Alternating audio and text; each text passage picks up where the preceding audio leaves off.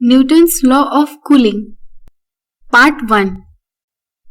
Dear students, every day we see many examples in which temperature of a body changes with time. For example, hot water becomes cold after some time. Similarly, a cold object such as ice cream comes to the room temperature after some time. Since there is temperature difference between the body and the surrounding, hence there must be heat transfer from the hot object to the surrounding or from surrounding to hot object. But the pattern with which this exchange occurs is very important. Let's perform an activity to understand it. Take 300 ml water in a calorimeter. Close the calorimeter with 2-hole lid. Insert a thermometer through a hole such that bulb of the thermometer lies below the water level. Thermometer shows the initial temperature T1 of water.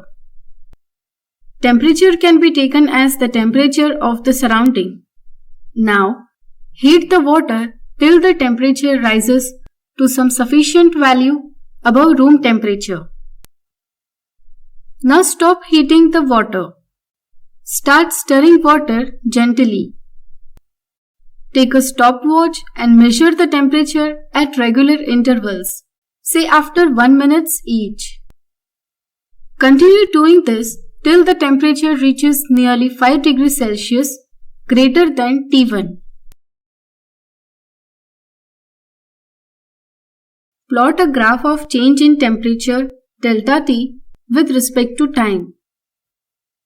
Change in temperature delta T can be found by subtracting next reading from previous reading.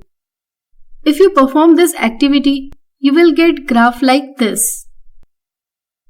Look at the graph.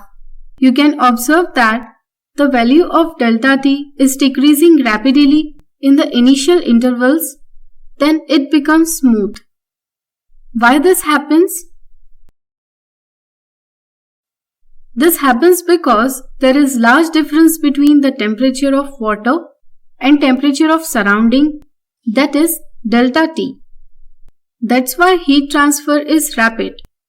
But as the time passes, the difference between the temperature of water and temperature of surrounding go on decreasing, that is, the value of delta T reduces as a function of time. We denote the rapidness or slowness of heat transfer by the term rate of heat flow. Thus, with time the rate of heat flow reduces. What it means? It means that rate of heat flow depends on the temperature difference of the system and the surrounding. Newton studied this phenomena and stated that the rate of heat loss of the body is directly proportional to the temperature difference between the body and its surrounding. This is called Newton's law of cooling. If the temperature of the surrounding is T1 and the temperature of the body is T2, then minus dQ by dt is directly proportional to T2 minus T1. Therefore, minus dQ by dt equals to K into bracket T2 minus T1. Let's call this as equation number 1, where K is the positive constant that depends on area and nature of surface of the body. Equation 1 is the expression of Newton's law of cooling. We will continue this discussion in next video.